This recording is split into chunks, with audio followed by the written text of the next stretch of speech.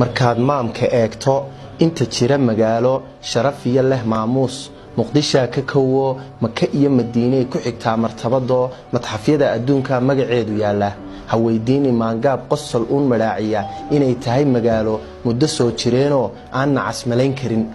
milgaheeda waxa qoray taariikh ma guurtaa aan cidi masixi karin aan ku micneeyay meeshaad istaagtaba muus iyo cambayaal malab iyo cunaataal maad iyo caways iyo martida ku nasato macaan baa la jiifaa